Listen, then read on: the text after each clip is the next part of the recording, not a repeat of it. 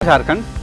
और आज हम लोग यहाँ पे एक महिला उद्यमी हैं, इनके पास आए हुए हैं। और महिला उद्यमी इस तरीके से कि ये खेती भी करती हैं, पशुपालन भी करती हैं, और जो पत्ते का टोपी होता है, घुंघू टोपी जिसको बोलते हैं, घुंघू पत्ते का जो टोपी बनता है वो भी ये सप्लाई करती हैं। और रांची से लगभग 40-45 किलोमीटर दूर हम लोग आए हुए हैं। तो मैम से हम लोग पहले बात करेंगे। मैम पहले अपना नाम बताइए। मेरा नाम पुष्पानंदिनी बाजरा है। तो गांव आपका जो है, गांव के बारे में गांव हाजिर है।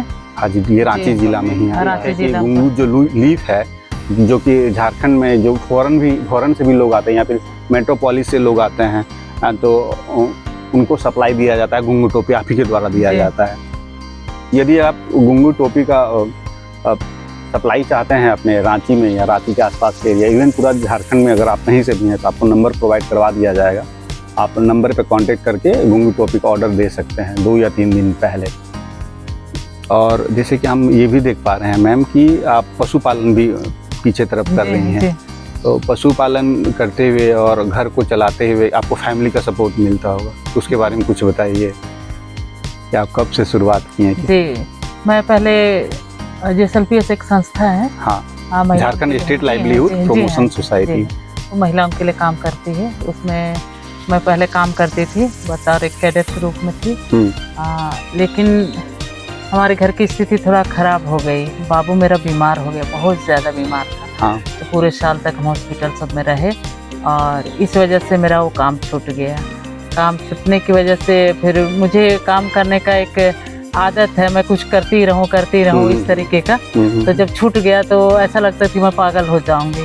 फिर मैंने अपने हस्बैंड से कहा कि हमको कुछ ना कुछ रोजगार बना दीजिए, करवा दीजिए। तो सुअर खरीद दिए, और उस तरह से मैं सुअर का देखभाल भी करती हूँ। सुबह खाना वाना बना के बच्चों को स्कूल भेज के फिर सुअर का काम, फिर इधर बागान में लग जाती हूँ, उसका निकाय गुड़ाई सब। तो बहुत आम है, अमरूद है, नींबू है, केला है। फिर हमने एप्पल बेर का भी खेती किया था, पर वो थोड़ा सा तबीयत मेरा बीच में खराब हो गया, एक्सीडेंट हो गया था, जिसकी वजह से देखभाल सही नहीं हो पाया, और वो मतलब नुकसान हो गया वो चीज़।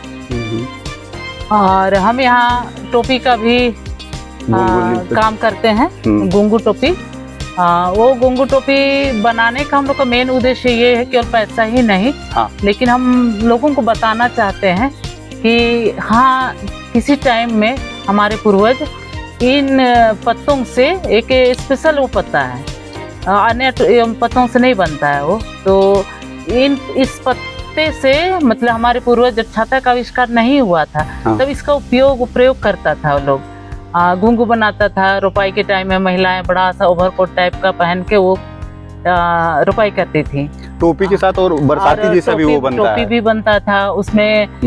पुरुष टोपी लगा के जुताई करते थे। अच्छा, यहाँ कम से कम यहाँ तक तो बच जाते थे लोग। फिर बड़ा बड़ा टोपी भी बनता था, जैसे बांस का भी बनता है वैसा, उसी तरीके का बड़ा टोपी भी बनता है, धूप से बचने के लिए भी। और इसीलिए हमने एक उद्देश्य को लेके हम चल रहे हैं, पूरा परिवार, सब परिवार, यहाँ परिवार में जितने लोग हैं सारे सपोर्ट करते हैं। हमारी बेटी है, एक बेटा है, रांची में रहते हैं वो, और वो लोग भी टोपी बेचने में वो लोग भी मदद करते हैं, और लोगों को बताने में भी।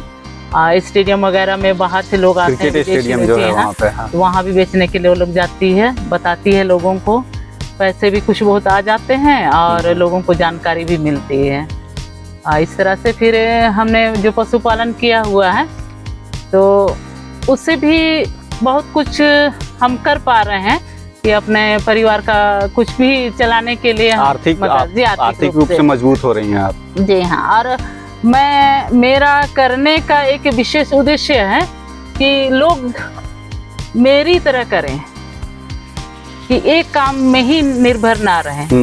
यानी कि क्या कहें, धीरे धीरे आप फैला रही हैं। जी हाँ, फैला भी रहे हैं, और लोग सीखे। एक नमूना है ना, मैं एक नमूना बनना चाहती हूँ, मॉडल, ताकि लोग मेरे ये द्वारा से मुझको देख करके सीखे कि घरेलू महिलाएं यहाँ पर केवल खाना पीना बनाती हैं, और खेतों में ही रह जाती हैं, बैल चराने में ही रह जाती हैं। तो हम इस तरह का अन्य कुछ काम करेंगे तो इधर से 1 रुपया उधर से 2 रुपया ऐसा होते होते कुछ तो जमा होगा, हम मदद कर सकते हैं आर्थिक रूप से अपने परिवार को चला। इसमें कोई शक नहीं है कि आप एक रोल मॉडल हैं इस तरीके से। आप हालांकि काफ़ी सुदूर गाँव वाला एरिया है, गाँव वाले एरिया में आप इस तरीके से सोच रही हैं, इस तरीके से कर रही हैं। आप जैसे बता रही हैं कि महिलाएं गरु डांगर चराने के लिए जाती हैं, वो भी एक मेहनत का काम है, लेकिन उसमें आर्थिक संपन्नता उतनी नहीं आ पाती है। लेकिन अगर आपसे जुड़ती हैं, आपसे सीखती हैं, तो टोपी बनाती हैं या फिर खेती भी करती हैं, अमरूद वगैरह के अगर आप वो प्रोडक्शन भी करती हैं, तो आर्थिक संपन्नता उनकी बढ़ेगी।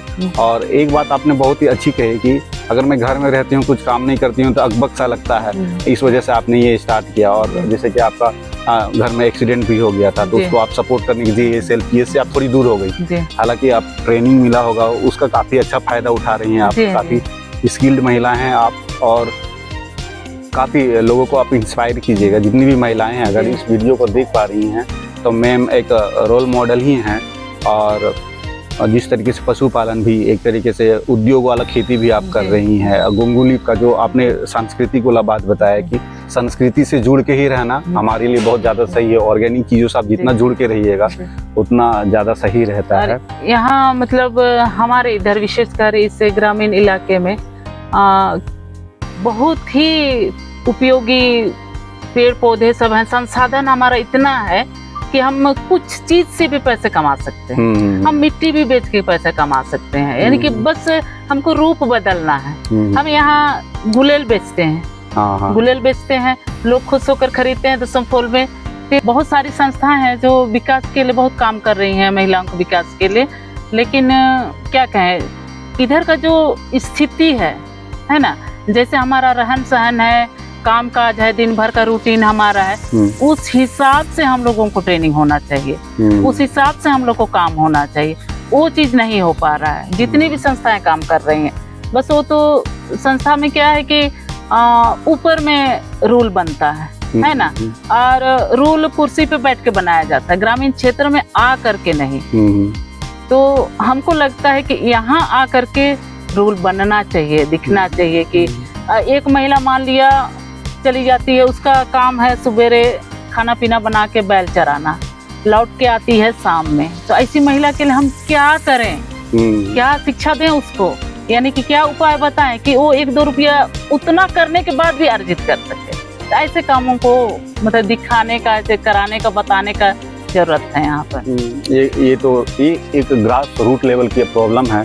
और जैसे कि मैम ने बताया कि इस तरीके का उनका लाइफ शेड्यूल है, सुबह से लेकर शाम तक, तो उनको कब टाइम मिलेगा।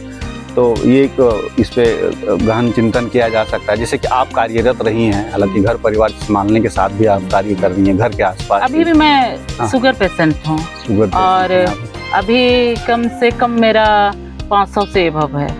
लेकिन क्या बोले, काम करती हूँ तो हमको लगता है कि मुझे शुगर नहीं है। डॉक्टर भी बोलते हैं कि आप जिंदा कैसे हैं, लेकिन है जिंदा। 500 हमको लगता है कि वो काफी हाई लेवल है शुगर का, उसके बावजूद भी आप फिजिकली एक्टिव रहती हैं, शायद इस वजह से उसका उतना इफेक्ट नहीं पड़ पाता होगा। और नेचर के बीच में आप रहती हैं, उसका भी फायदा होता ही है अपने आप में। हम लोग जैसे इधर नीम का पत्ता है ना, और कटई साग है, मुनगा साग है, बहुत सारे ऐसे साग हैं जिनको हम भी इकट्ठा करके उनको भी बेचते हैं। सुखा के भी आप बेचते हैं, सुखा माने। तो एक बहुत ही मतलब आपके आसपास जितने भी संसाधन है, जिसे आप इमली का भी कुछ करती हैं। जी हाँ, इमली भी हम लोग बीज निकाल लिए हैं अभी, और अभी स्टॉक किए हुए हैं। अब सीजन आएगा दसमफूल का, सर्दी में दम पैक करके उसको बेचेंगे। अगर तो इमली अगर बाजार में बेचते हैं हम 25 रुपए 30 रुपए में बेचेंगे ना, बीज निकाल के पैकेट करके, रूप बदल के पैकेट करके बेचेंगे तो 100 रुपए केजी आराम से। ये वैल्यू एडिशन हो गया, थोड़ा सा प्रोसेस क्या कि उसमें निकाला गया, बढ़ा सकते हैं। वैल्यू एडिशन हो गया उसमें। और जैसे कि आप 30-35 रुपीज में बेचे तो ये 100 रुपीज चला गया आपका, आराम से बिकते हैं। क्योंकि कोई भी कस्टमर बीज निकालना नहीं चाहता, बीज निकला हुआ चाहता है। तो ये एक बहुत ही अच्छा एक है कि आपका एक्सपीरियंस बता रहा है कि आप किस तरीके से वैल्यू ऐड करती हैं इमली पे और भी बाकी चीज़ों पे, और उसको मार्केट में उतारती हैं।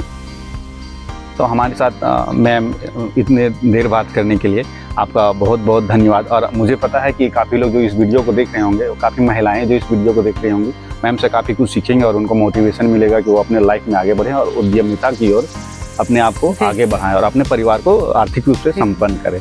हम लोगों से बात करने के लिए बहुत धन्यवाद ठीक है, मैम आप लोगों को भी धन्यवाद, सबको और जोहार झारखंड। जय हिंद। धन्यवाद।